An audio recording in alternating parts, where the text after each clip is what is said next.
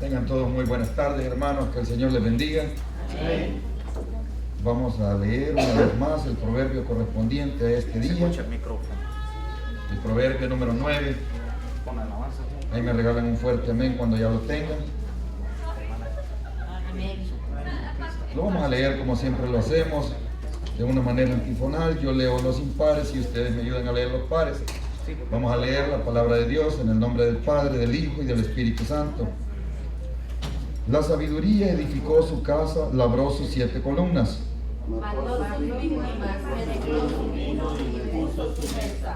Envió sus criadas, sobre lo más alto de la ciudad clamó. Dice a cualquier simple, vengan acá, Venid, comed mi pan y bebed del vino que yo he mezclado. dejad las riquezas y vivir, y andar por el camino de la inteligencia. El que corrige al escarnecedor se acarrea afrenta, el que reprende al impío se atrae mancha. No reprendas al escarnecedor, para que no te aborrezca, corrige al sabio y te amará. Da al sabio y será más sabio, enseña al justo y aumentará su saber. El sabor de Jehová es la sabiduría, y el conocimiento de sabiduría y la inteligencia. Porque por mí se aumentarán tus días y años de vida se te añadirán. Si fueres sabio, para ti lo serás, y si fueres escarnecedor, para solo. La mujer insensata es alborotadora, es simple e ignorante. Se sienta a la niña y a la puerta a la ciudad. Para llamar a los que pasan por el camino, que van por sus caminos derechos. Dice a cualquier simple, ven acá, Las aguas hurtadas son dulces y el pan comido en lo oculto es sabroso. Todos juntos en el 18. Y no saben que ahí están los muertos, que sus convidados están en lo profundo del Seol. Que el Señor les bendiga grandemente. Dejo al hermano Ramón con nuestra oración inicial. Hermanos, vamos a orarle a nuestro Padre, por favor. Señor y buen Dios, te damos gracias nuevamente, Señor, por este día. Padre, también queremos pedirte, Padre Santo, precioso, que por favor, Señor, puedas ser tú nuestra atención, Señor, que puedas ser tú, Padre Santo, realmente nuestra razón de venir a escuchar palabra, Dios, que tú nos des ese entendimiento, Padre, puedas abrir nuestra mente, pero sobre todo nuestro corazón, y que por favor, Padre, sea de muy edificante para nuestras vidas. Gracias por nuestro pastor, gracias por todos nuestros hermanos, los servidores, Padre, todos, Padre, cafetería, todos, Señor. Gracias, Padre. Gracias por Israel y por Jerusalén. Por favor, cuídalos y guárdalos, te lo pedimos. Te lo agradecemos, Señor, en el maravilloso nombre de Cristo Jesús. Amén y amén. Abramos nuestras Biblias, hermanos, en Mateo 12. Falta. Mateo 12, del 1 al 8. Mateo 12, del 1 al 8. Nunca olvide que usted alaba a Dios. Nunca lo olvide. Eso lo tiene que tener enfocado todo cristiano. La recompensa, ¿quién se la va a dar? Es Cristo. No hay otra bendición mejor que la de Dios. A mí me gustó un día una persona, llegó otra persona y le dice, te traigo una botella de agua, algo insignificante. ¿Cuánto puede costar una botella de agua? 17 centavos. No, porque el paquete vale $3.50, ¿verdad? Si lo divide entre las 32 que trae, como 17 centavos, pongámosle 20. Pero cuando le dio la botella de agua, le dijo, que Dios te pague. Me gustó esa frase, que Dios te pague. Y eso es lo que nosotros una vez nos enseñaron en el tabernáculo. Cuando el pastor general hacía las reuniones de fin de año, no vaya a creer que él decía, muchas gracias por que han estado en la... No, que les pague Dios, decía él. Así. Y tenía toda la razón. Y una vez nos explicó, es que si yo le doy la gracia, Dios no se la pagará. Entonces, eso es lo que vamos a ver el día de hoy. Cuando usted trabaja para Cristo, quien le va a pagar es Cristo. Amén. Cuando usted le sirve al Señor, quien le va a pagar es el Señor. Entonces, cuando el cristiano se enfoca en eso, está lleno de bendiciones. Amén. Vamos a leer tu palabra, mi Dios, en el nombre del Padre, del Hijo, con el poder de tu Santo Espíritu. Yo leo los impares, ustedes me ayudan con los pares. En aquel tiempo iba Jesús por los sembradíos en un día de reposo, y sus discípulos tuvieron hambre y comenzaron a arrancar espigas y a comer. Y viendo los discípulos le dijeron que había discípulos que trabajaban lo mismo, lo hacen Pero él les dijo: ¿no habéis leído lo que hizo David cuando él y los que con él estaban tuvieron hambre? Como entró en la casa de Dios y un olor agradable a la porción, que no era lícito comerle ni a él ni a los que con él estaban, sino solamente a los sacerdotes. ¿O no habéis leído en la ley cómo en el día del reposo los sacerdotes en el templo profanaban el día del reposo y son sin culpa? Pues mismo digo que no hay otro templo para estar. El 7. Y si supieses qué significa misericordia quiero y no sacrificio, no condenarías a los inocentes. Todos el 8. Porque el Hijo del Hombre es Señor del día del reposo. Oramos. Padre, gracias por este hermoso día que nos has regalado, por lo fiel que ha sido en nuestras vidas. Ponemos en tus manos esta predicación. Háblanos a través de tu palabra. Derrama bendiciones en nuestras vidas. Sobre todo, Señor, ayúdanos siempre, Señor, a servirte de corazón, a no rendirnos, a no pensar en cosas negativas, sino todo lo contrario, entender, Señor, que la recompensa que tú nos das es grande. Bendice a cada familia representada, a cada líder de la iglesia, a cada miembro, Señor. Derrama bendiciones a cada servidor, en el nombre de Jesús. Amén y amén. La semana pasada, a mí siempre me gusta irme a la semana pasada, porque esos son temas que ya no vamos a ver. La semana pasada estábamos viendo qué mirábamos. Vamos a ver, si se acordaron del 12 se van a acordar qué mirábamos la semana pasada. Todos los que estaban cargando. Claro, pero había algo atrás. Vaya, el tema, vamos a ver si se acuerdan. ¿Para quién van a ser los problemas? ¿Se acuerdan que así la pusimos? ¿Para quién van a ser los problemas? Para la iglesia. Y estábamos hablando esa vez, si gusta váyase, porque créanme, esa parte me llamó mucho la atención. 11:20, ¿ya lo tienen? Ahí está cerquita. Entonces comenzó a reconvenir a las ciudades, ¿en qué dice ahí? En las cuales había hecho muchos de sus milagros, porque no sabían qué dice ahí. Jesús comenzó nuevamente a buscar a los cristianos convertidos, a los que ya sabían milagros, a los que ya habían visto las maravillas de Dios. Y yo todavía les hacía la pregunta y se la voy a volver a hacer: ¿a cuántos Dios nos ha hecho un milagro? Amén. A nosotros nos ha dado. Entonces, comenzó a buscarlos, pero ¿para qué? Para volver a hablar de que si los inconversos o las gentes que en el Antiguo Testamento habían sido castigadas por no creer en Dios, hubieran visto esos milagros y se hubieran convertido. Y aquí nos estaba dejando un gran reto Dios. ¿Y cuál es el reto? Hermano, si usted ya vio milagros, vea lo que dice el 2. Ay de ti, Corazín. Todavía les decía, ponga su nombre. Ay de ti, Betsaida. Porque si en Tiro y en Sidón se hubieran hecho los milagros que han sido hechos en vosotros, tiempo, que dice ahí, hermano, a que se hubiesen arrepentido en Silión y ¿dónde? Y en Sedón. Ok, pero ¿qué les decía Jesús? Si esta gente hubiera visto esos milagros, lo hubiera tomado en serio. Y yo todavía les decía esta parte. ¿Por qué será que Dios muchas veces trata duro con los cristianos? ¿Por qué será? ¿Por qué será que usted no aquí generalicémoslo? Yo soy el primero, créanme. No ha terminado de llegar a esto donde vaya cuando ya está el primer problema. ¿No será que muchas veces estamos lejos de Dios? Y eso les decía Jesús, si los inconversos lo entendieran. Yo todavía les decía, el castigo para el inconverso muchas veces es más suave que el del cristiano. ¿Por qué? El cristiano ya va con conocimiento. Y son dos cosas diferentes, porque le voy a decir algo. Dios mira al cristiano con ojos de misericordia por la cruz. Amén. Queda claro. Queda claro. Usted ahorita está pecando, haciendo X cosa, pero lo primero que ve Jesús es Dios. Dios es la cruz, el sacrificio de Jesús. Entonces, cuando ve al inconverso, lo ve con ojos de ira. ¿Por qué razón? Porque el inconverso, sabiendo que Jesús fue a la cruz, no lo acepta. Pero cuando usted viene a Cristo, usted ya comienza a tener más conocimiento y conoce la ley. Ahora, vámonos a esta parte. ¿Por qué las consecuencias son más caras para el cristiano? Porque ya las sabe. Ya la sabe. Y yo siempre hago la comparación. A nosotros cuando comenzábamos a entrar a penales, Bartolina, era delito, era un error poder tocar papeles.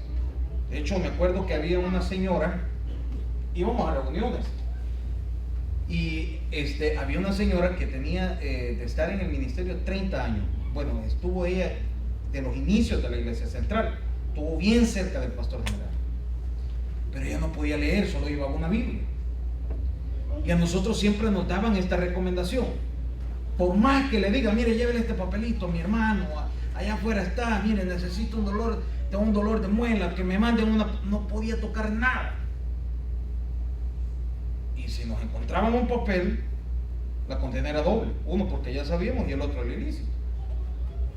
Y el pastor general decía, y si son ustedes, yo voy a pagar un abogado, pero para que lo hunda más, para que no agarren nada. Entonces, pero ese día la convencieron. Mire, señora, fíjese que yo estoy aquí con una muela infectada, no viene odontólogo, no aguanto el dolor, mi familia está afuera, llévenle este papelito y ellos ya saben cuál medicina me va a comprar un policía. Y se le quedó viendo al policía, ¿qué lleva la Biblia?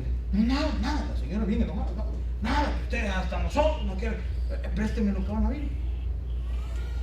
Entonces le dijeron, si no nos dan, queda presa. Cuando abren la página, iban: en el juicio fulano y fulano y fulano declararon en mi contra, por ellos me condenaron, decirle a las personas que los maten. Ya iba la razón de muerte. Pero como ella no podía leer, y se la dejaron pasar porque era una señora de 80 años, no podía leer. Pero ¿a qué quiero llegar? Ya tenía conocimiento. Entonces, cuando el cristiano tiene conocimiento, Dios trata doble con nosotros, doble. Y por eso es que yo les decía muchas veces, la vida del cristiano, ¿por qué muchas veces no podemos tener paz? Porque decía, llevad mi yugo y tendréis paz, ¿se acuerdan? Pero ¿por qué? Porque no estamos caminando como el Señor manda. Ahora, vámonos a lo que vamos a estudiar el día de hoy. Eso era tema del miércoles pasado. Ahora, vamos a lo de hoy. Estábamos leyendo lo que es la parte de los discípulos. En el día del reposo ellos recogen. Correcto, ellos iban siempre con el Señor en el ministerio y tuvieron hambre. A mí me llama la atención esa parte. Los discípulos eran personas como usted y como yo. No había ninguna diferencia. Eran servidores, eran personas que Dios las encontró en el camino y las llamó. Pero cuando iban pasando, vieron que había lo que son los sembrados y dijeron, cortemos.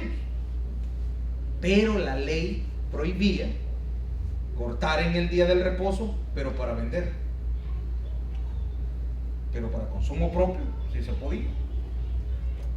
Lo podían ir a cortar lo que quisieran, pero era para comer ellos, no para ganancia. Eso lo decía literalmente la ley. Los fariseos eran un grupo que eran como muy celosos y no aceptaban otro Dios más que Dios. Cuando Jesús comienza el ministerio, ¿cuáles eran la manera de predicar de Jesús? Comenzó Juan el Bautista a decir, he allí, ¿quién? El Cordero de Dios que quita el pecado del mundo. Lo estaba reconociendo como el Hijo de Dios. Cuando los fariseos escucharon eso, casi agarraban piedras. Y yo siempre digo algo, con justa razón, claro que sí. ¿Por qué? Porque para nosotros es fácil ver de la cruz para acá. Póngase en el tiempo de ellos. Pasémonos al tiempo de ellos, que se presente alguien como Jesús. ¿Qué le diría a usted? ¿Creería? Entonces eso fue lo que ocurrió cuando Jesús llega. Había muchas cosas que lo ponían en duda, pero era el plan de Dios, porque Jesús tenía que ir a la cruz para que la salvación llegara a nosotros los gentiles. Entonces, pero los fariseos se cegaron tanto en la religión, pero tanto en la religión, que se les olvidó el servicio. Se les olvidó. Entonces, cuando comenzaban a ver el ministerio de Jesús, lo que ellos comenzaban a ver era qué defecto le sacaban a Jesús, qué defecto le sacaban a los discípulos. Y entre uno de esos fue este. ¿Por qué están recogiendo en el tiempo de descanso? Había otra cosa. Jesús, él mismo decía, yo he venido a que la ley, ¿qué decía? Entonces él no podía violar la ley. Jesús siempre se mantuvo en la ley. En ningún momento es violado. Hay muchas partes donde ellos siempre tratan de sacar, por ejemplo, había una donde estaba, creo que un cojo. Llega Jesús, lo sana y le dice, toma tu lecho y vete.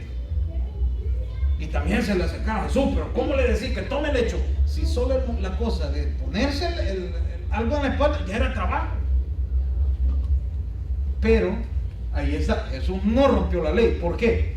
Porque la ley fue la que Dios dio, pero ellos le habían agregado, ¿cómo se dice cuando a un código le sacan doctrina? ¿Cómo se dice?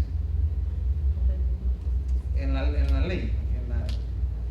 En inglés se dice amendments. No. Enmiendas. Correcto, pero le agregan algo más.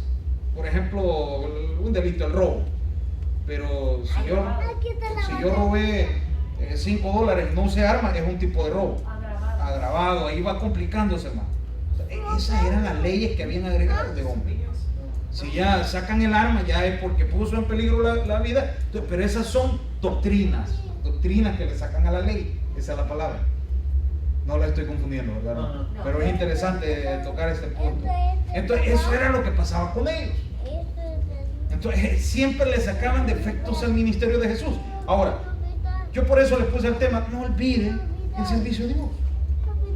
Ese fue el problema de ellos. Ellos, cuando estuvieron en los 400 años que Dios no habló, que Dios paró profetas, ellos comenzaron a sentirse olvidados y ellos comenzaron a hacer sus adoraciones, lo hacían excelente, era un rito pero excelente de la manera como adoraban a Dios. La protegían, pero el problema es que se metieron mucho a la religión. Ya cuando se metieron mucho a la religión, comenzaban a decir, de hecho un día Jesús les dijo, miren, ustedes han hecho tan estrecho el evangelio que nadie quiere entrar. Porque le están poniendo cargas que ni ustedes mismos pueden. Eso fue lo que Jesús les decía a los fariseos. Entonces los fariseos, eso era el problema. Ellos decían, el culto se va a realizar de esta manera. Entonces eso afectó. Ahora, miren el primer punto. ¿Ya lo tienen? En aquel tiempo, ¿qué dice ahí, hermanos? Iba Jesús por los sembradíos. ¿Y qué más dice ahí? ¿Y qué dice después, hermano?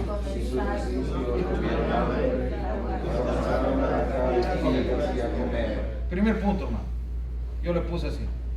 Sirva a Dios. No se sienta que Dios no va a ver con agrado su servicio. Hágalo.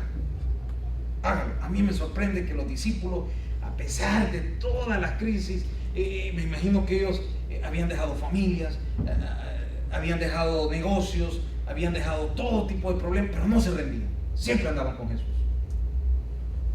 Usted haga el servicio para Dios. Si yo les pregunto a todos esta tarde, ¿cuántos tienen un problema? La mayoría. Yo soy el primero, como 1000. La mayoría.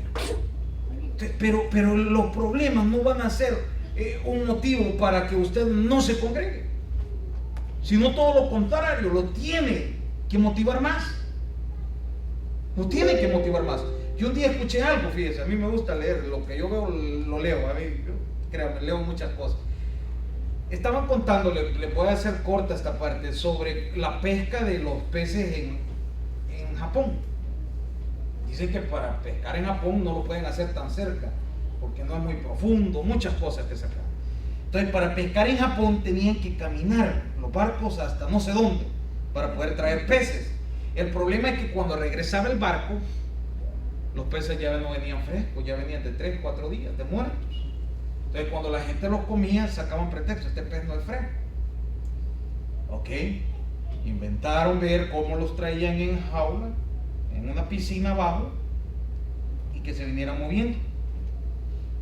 Pero resulta que cuando los trajeron, ellos, los peces, como no se movían mucho, no hacían ejercicio, no tenían el mismo sabor que como el que se anda moviendo. Entonces llegaron a la conclusión, dijeron, ok, vamos a hacer algo, se va a ir a pescar, pero se les va a poner tiburones chiquitos. ¿Y qué va a pasar? El tiburón chiquito los va a andar siguiendo. Y ellos van a andar moviéndose. Se van a comer unos 2 o 3 pescados, pero los restos van a andar moviendo. Entonces el pez venía fresco hasta Japón. ¿Pero qué los movía? El tiburón. ¿Y qué les quiero decir con eso? Sus problemas los tienen que mover a Cristo. ¿Cuál puede ser el tiburón que nos persigue este día? que venga más a Cristo. Pero a mí me sorprende, los discípulos siempre, y aquí dicen, en aquel tiempo iba Jesús por los sembradíos en un día de reposo y sus discípulos también con él. Siempre aparecen los discípulos en la Biblia.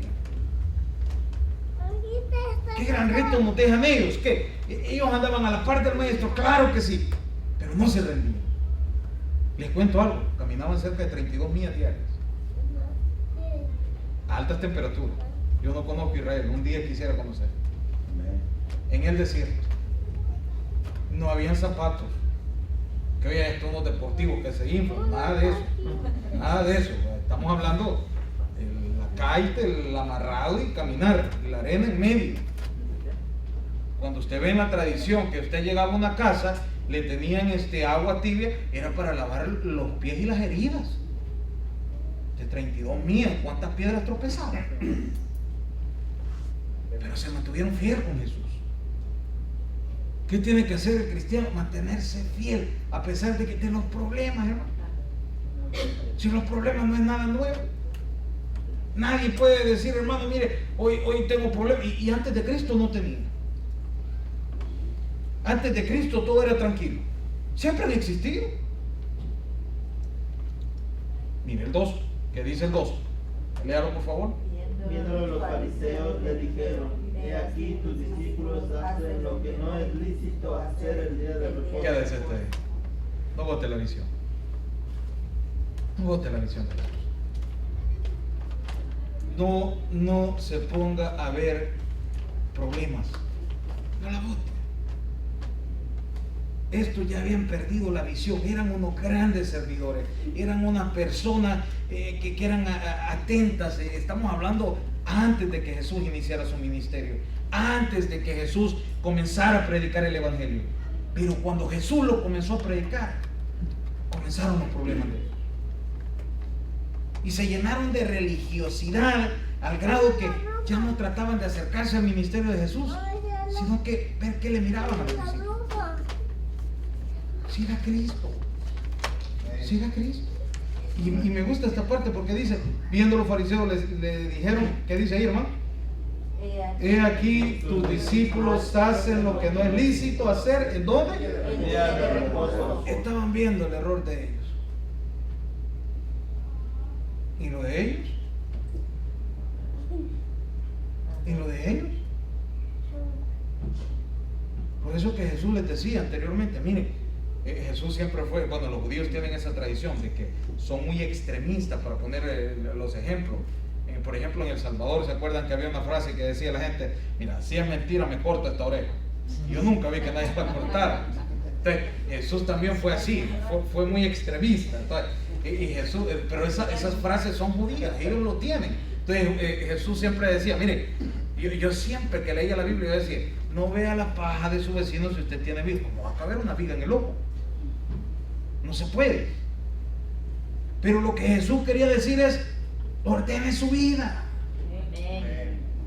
¿Sabe que yo tenía unos amigos que eran de otras iglesias y me decían a mí, los tabernáculos tienen un problema? ¿Cuál es el problema? Que ahí no ponen en disciplina a los miembros. Y yo le decía, es que el Espíritu Santo lo va a cambiar, el pastor no. El pastor no lo va a cambiar. Imagínense que yo comenzara un ejemplo, hermano Daniel, perdón, hermano Daniel, no tengo nada en contra, ¿verdad? Pero que yo agarrar al hermano Daniel, no corro. ¿Por qué no orar, Señor, que cambie al hermano Daniel? No tengo nada en contra de él. Que el Espíritu Santo lo mueva. Es diferente. Es diferente. Yo me acuerdo cuando llegué a la iglesia, yo la primera vez con un pastor que serví por muchos años, yo aprendí mucho de ese pastor. Y me dice él, yo había recibido a Cristo en la central, posteriormente me fui con este pastor, serví, aprendí mucho con él. Pero él me dice, el día que vos viniste aquí, yo llevé 8 amigos. Yo andaba invitando, vamos, yo los llevaba. Y cuando vi que los 8 se bajaron de los carros a robar bienes, dije, ¿a qué cara nos vieron? Y él me lo contó al año, él lo va a contar, y había un vigilante. Dije, ¿qué le puede decir al vigilante? Pues en la esquina le digo, porque tú vas a robar bienes. Nunca me dijeron a mí que yo tenían que cambiar el vestuario y la forma. Tampoco era un gran delincuente, no hagan tantas cosas, pero a mí nunca me dijeron nada. Un día yo me le acerqué y le dije: pastor, mire, yo quiero usar pantalones, quiero usar corbata, quiero servir con usted. Y poco a poco fui cambiando. Pero nunca me dijeron nada. Conocí otro caso donde, por cierto, es un familiar mío, que él iba a una iglesia joven. Y este familiar cuenta, no sé, dice él que estaba él un día en un lugar y ahí estaban tomando, pero él no estaba tomando. Él no. Pero llegaron a la iglesia y le dijeron: pastor, mire, el hermano fulano ya estaba echando él. Hasta que cuando llegó al culto, el pastor la agarró y le dijo: mire, ustedes se sientan, y como ya todos sabían, en la línea de atrás, y ahí iba a estar en disciplina. Lo corrieron. 32 años que no pisa una iglesia. 32 años. Eso es cuando se pierde la visión de Cristo. Eso es cuando ya no dejamos que el Espíritu Santo cambie, sino que nosotros lo queremos cambiar. Y eso es lo que había pasado con los fariseos. Se habían olvidado de todo lo que ellos habían hecho antes de que apareciera Jesús, de todo el trabajo excelente que habían hecho, porque se llenaron de religiosidad. ¿Y qué estaban haciendo? Acusando. ¿Quién es el que va a cambiar al cristiano? El Espíritu Santo. Nos hablábamos el domingo en uno de los puntos, decíamos que hay que pedirle a Dios un cambio. Un cambio. Yo le voy a confesar esto: el 6 estuve cumpliendo años, el 6 de septiembre, y lo primero que le dije al Señor: Señor, créanme, les va a dar risa, Señor, de verdad, ayúdame, yo quiero bajar de peso. ¿Por qué no? Y es mi petición: quítamela. ¿Por qué no? Es algo mío, o sea, algo mío. ¿Y por qué? Yo sé mi debilidad. A mí usted me pone un chocolate, una cosa de caramelo, y yo me lo como todo. Pero es mi debilidad. La comida es mi debilidad. Tengo muchas más, yo le menciono una. ¿Qué debilidad puede tener usted que le puede decir al Señor: Señor, cambiame? ¿Habrá algo imposible para Dios? No hay nada. Y ve la respuesta de Jesús en el 13. ¿Ya lo tienen? Pero Él les dijo, ¿qué dice ahí? ¿No habéis leído lo que hizo David? Cuando él y los que con él estaban tuvieron, ¿qué dice ahí? Al rey David. Eso lo buscan en la casa, en Samuel, en 1 Samuel 21 creo que está. El rey David había matado a Goliat, ¿se acuerdan? Pero la fama de David creció tanto que la gente a Saúl ya lo miraban de menos y a David lo miraban de más. Hasta sacaron un corito, creo que está en el himnario, que David Saúl mató a sus 1000, David a sus 10,000, algo así. Y el pueblo lo glorificaba, algo así. Hay un corito. Entonces, y eso es lo que entonces el rey sintió tanto celo por David que lo quería matar. Lo quería matar. Entonces viene Jonatán y le dice: hey David, mira, mi papá ya te puso en la mira y te va a mandar gente, te tenés que ir huyendo. David en ese momento se va. Y cuando se quedó sin comida, llegó, no me acuerdo si no se llamaba la zona donde él llegó, donde habían sacerdotes. Llega y le dice al sacerdote: mírele, yo traigo hambre, no hemos comido, y el rey nos ha mandado una misión tan secreta que ni usted la puede revelar. O sea, le engañaron al sacerdote. Lo engañaron. Pero que el sacerdote les dice: miren, el pan que tengo es nada más el de los sacerdotes, pero la ley decía que solo ellos lo podían comer. Por eso es que Jesús se los estaba sacando. Y el sacerdote les dio de comer. Posteriormente llegó este señor, Saúl, se dio cuenta que él les había dado de comer y mató a 85 sacerdotes. Por eso, por haber encubierto a David. Ahora, pero el sacerdote justificó algo: yo sentí paz en mi corazón, Dios me había dicho darles de comer. Por eso es que Jesús decía: ¿fue lícito o no? ¿Qué les quería dejar Jesús de lección a los que estaban acusando? Hey, eso Dios lo va a valorar. quien tiene la báscula es Dios. Dios tiene la báscula. Y miren lo que les dice. Pero Él les dijo, ¿no habéis leído lo que hizo David cuando, qué dice ahí? Cuando él y los que con él estaban tuvieron, ¿qué dice ahí? Eso les estaba diciendo. Había una necesidad. Ellos comieron por necesidad. ¿Por qué juzgarlo? Había un pastor que me gusta cómo predicar. Créame que escucho mucho los sermones de él. Dice que cuando él llegó a la iglesia donde él estaba, había un ministerio y el ministerio era de toallas. Y a mí me llamó la atención eso, porque el ministerio era de toallas y era porque en la cuadra donde estaba la iglesia estaba llena de prostitución. Entonces habían señoras de las que trabajaban de eso, que cuando escuchaban la predicación eran tan impactadas por el evangelio que entraban con faldas extremadamente cortas. Entonces ellos habían hecho el ministerio de toalla para que los hermanos no perdieran el enfoque en la predicación. Estoy echando los asos. Aquí al hermano Daniel le diéramos ese ministerio, ponga la toalla, hermano. Entonces por eso tenían las toallas. No las iban a señalar por eso. Mira, es digna que venga de esa manera, escuchar las palabras. ¿Por qué no? Si Dios así se convirtió, ella así se conoció a Cristo con ese vestuario. Me llamó la atención. Y ahí tenían las toallas guardadas. Y siempre había, y sabían que todo culto entraba una persona así. ¿Por qué le íbamos a sacar el defecto que llegara con una falda corta? Y me gustó esa frase. Dios pesa los corazones. A lo mejor esa persona había estado haciendo lo que estaba haciendo con sus clientes y todo lo demás, pero en el momento que escuchó la predicación tuvo un arrepentimiento, pero serio, llegó sinceramente. Había que ponerle la toallita. Eso es lo que estaba hablando Jesús. También no lo hizo consciente, tenía necesidad. ¿Por qué lo vamos a sacar? Mire que sí, el 4. Como entró, ¿qué dice ahí? Léalo conmigo. Y comió los panes de la proposición. ¿Qué dice ahí?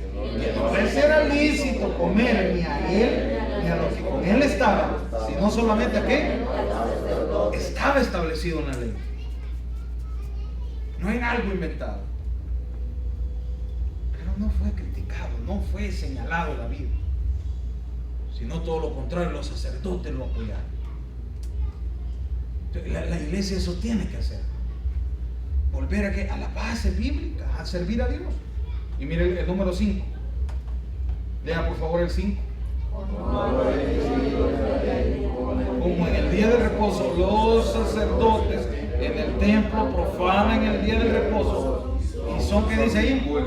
Ahora, cuando habla de eso, en la ley decía que los sacerdotes el día del reposo sí podían trabajar, pero la congregación no. Entonces Jesús les decía, ¿y cómo es posible que ellos sí puedan trabajar y nosotros no? Y son sin culpa. Y son sin culpa. Y este punto lo puse así, créanme. ¿Dónde está? El 5. Todos tenemos grandes errores en la vida, incluyendo pastores. Incluyendo pastores. Por eso es que el único que nos puede poner en una balanza es Jesús. Nadie más. Nadie más tiene autoridad. Solo Cristo. Y entonces, y lo mismo les decía Jesús, pero ellos son sin culpa. ¿Y cuál es la diferencia? Si el problema es porque ellos estaban cortando en el día del reposo. ¿Y qué pasa con los sacerdotes? ¿Qué pasa con ellos que trabajan también en la iglesia el día del reposo? Mira el 6. El 6 subráyelo, márquelo y mire lo que dice ahí. Léalo por favor. Pues os digo que uno mayor que el templo, ¿qué dice ahí? Usted sirve a Cristo, eso les estaba diciendo.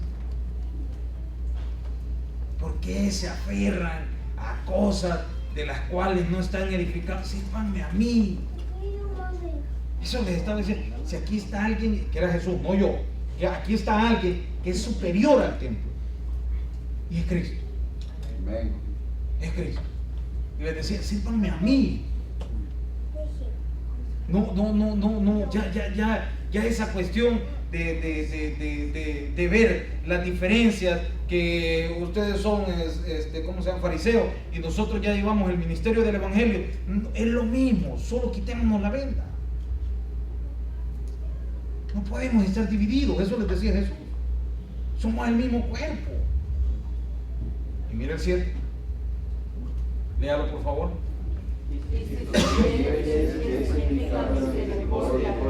Y no sacrificio, ¿qué dice ahí? Los fariseos acostumbraban a algo. Tenían ellos el tabernáculo, ellos llevaban su ofrenda. Y eso era, se le entregaban al sacerdote. Esos eran 13 procesos que tenían el tabernáculo. Entonces, y ellos buscaban siempre lo mejor para ellos. ¿Y qué es lo que hacían? Llegaban ellos, un ejemplo, yo compraba un corderito y yo llegaba y pedía perdón por todos los pecados de mis hijos, de mi familia, todo, y allí iba la ofrenda. Pero se la daba a Dios, y saliendo del tabernáculo seguía lo mismo. Entonces Dios les estaba diciendo, miren, ¿por qué tanto sacrificio y dejamos a un lado la misericordia? Si el evangelio de Cristo es misericordia, ¿no? Misericordia. Eso es todo el evangelio, y aquí lo está diciendo. Si supieseis, vuelvo a leer, si supieseis el significado, ¿qué dice ahí? ¿No? ¿Qué dice ahí? No contenderías con quién. Y eso le está diciendo, si los cristianos entendiéramos que el evangelio es de misericordia, todo sería diferente. Todo sería diferente. Hay unos versículos que dice, creo que está en Corintios, donde habla del amor. El amor todo lo puede. Los frutos del Espíritu. Pablo se lo dice a Timoteo, Dios no te ha dado espíritu de cobardía. Nadie puede decir, mira hermano, yo no puedo tener misericordia. Claro que todos podemos. Nos ha dado un espíritu de poder, todos podemos. El problema es eso, que hay que hacerlo. ¿Y el evangelio de qué se trata? De misericordia, hermano. ¿Cuántos somos el pueblo del Señor? Amén. Tenemos que amarnos unos al otro. Tenemos que ser unidos. Tenemos que ser unidos. Y eso está hablando misericordia. Porque le voy a decir algo, con la misma vara que medimos, Dios nos va a medir. Y Jesús está hablando misericordia. Misericordia. Y en el versículo pasado, si gusta, vaya a ese versículo 11:29, ¿qué dice ahí? 11:29, Mateo 11:29. ¿Aprender de quién? De mí. ¿Y quién es él? Jesús, ¿verdad? ¿Qué dice después? Que yo soy manso y humilde de corazón. ¿Qué más dice después? Y hallaréis descanso para vuestras almas. Ese es el evangelio. Si el cristiano se siente cargado, si el cristiano se siente agitado, desesperado, es por ese versículo. Hemos quitado manso y qué más. Y humilde. Y aquí lo está diciendo. Vuélvalo a leer. No, en el 7, 12:7. Y si supiese qué significado misericordia quiero y no sacrificio, ¿qué dice ahí? Eso es lo que nosotros queremos. Y por eso en el número 6 decía, pues os digo que uno mayor que el templo está aquí. ¿Quién es? Cristo, ¿no? Está por sobre todo. Y mire el número 8 para finalizar. Porque el Hijo del Hombre es Señor del día del reposo. No hay quien sobre él. No hay quien sobre él. No hay otro más. Hace años, no sé si fue cierto, yo vi la historia, creo que Canal 17 la pasaba. Lo tiran como en años atrás tiran la historia que había un señor de dinero, pero dinero. De esos señores que el testamento lo dejan sellado y solo llega el abogado a leerlo el día que muere. Entonces, pero el Señor solo tenía un hijo y el hijo había muerto en la guerra. Él no tenía a quien buscar como heredero y había dejado el testamento guardado. Y cuando llegan, él había dicho que todo iba a ser subastado. Eso decía la primera parte del testamento, iba por parte. Pero la subasta, antes de que se abriera, tenía que salir alguien que comprara el cuadro de él. Y le pusieron un valor, $100. Y llegaron gente rica a querer comprar las haciendas, la casa, la mansión, los carros, las joyas, todo. Y llega la gente rica y damos $100. ¿Quién da $100? Nadie daba nada. Nadie. ¿Y quién ofrece $75? Nadie. Pero había un sirviente de la mansión que quería al muchacho. Lo quería de una manera increíble. Y viene él, como miraba que nadie ofrecía dinero, le dice todavía el abogado, mire, si nadie compra el cuadro, no seguimos con la subasta. Y se acerca a él y le dice, yo le doy $25 por el cuadro. Hecho. En la subasta siempre dicen, vendido por 25 a la 1, a las 2, a las 3, vendido. Cuando abren el paquete decía que el que comprara el cuadro era el dueño de todo. Por $25. Era el dueño de todo. Si usted este día se enfoca en Cristo, si usted este día sigue los pasos de Jesucristo, no de hombres, de Jesucristo, si usted este día vuelve a creer en Jesucristo, usted es el dueño de todo. Así de fácil. Pero hay algo importante, lo que dice Jesús. Llevad mi yugo, que es fácil. Es fácil. Como, manso y humilde. Vamos a orar. Padre, gracias por este hermoso día que nos has regalado, por lo fiel que ha sido nuestra vida, Señor bendito. Hemos estudiado a través de tu palabra cada uno de los puntos importantes de este estudio bíblico, Señor, y es el servicio, Señor. Siempre te tenemos que llevar por sobre todas las cosas. A pesar de los problemas, a pesar de las crisis, de las dificultades, Señor. En el nombre de Jesús, este día nosotros hacemos nuevos pactos contigo, Señor. No rendirnos, servirte de todo corazón, Señor. Desechar todo lo que muchas veces afecta para poder estar a cuentas contigo, Señor. En el nombre de Jesús. En el nombre de Jesús. Bendice nuestras vidas, bendice nuestras familias, bendice este ministerio, a cada servidor, a cada líder, a cada miembro de iglesia. En el nombre de Jesús, damos fuerzas para poder llevar adelante tu evangelio, Señor, y adorarte como tú te lo mereces. En el nombre de Jesús, en el nombre de Jesús, no hay nada imposible para ti. No hay nada imposible para ti, Señor. Gracias por una oportunidad más que este día te pedimos. En el nombre de Jesús. Acompáñame a cantar esta alabanza, pero cántesela de corazón al Señor. Gracias por ser bueno. Gracias por amarme. Gracias por tu luz. Gracias por tu vida dar.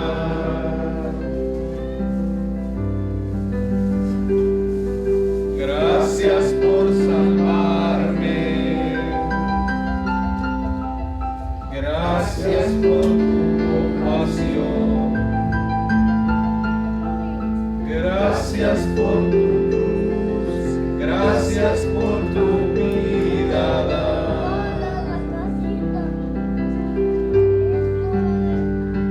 Como tú no hay otro, como tú no hay otro Dios. Eres mi esperanza, Jesús.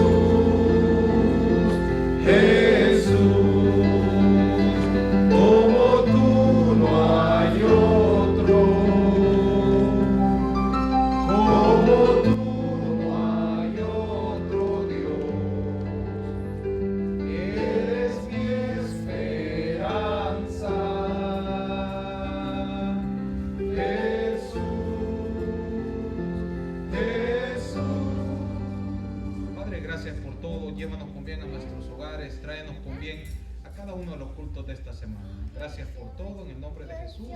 Amén y amén. Dios les bendiga, hermanos.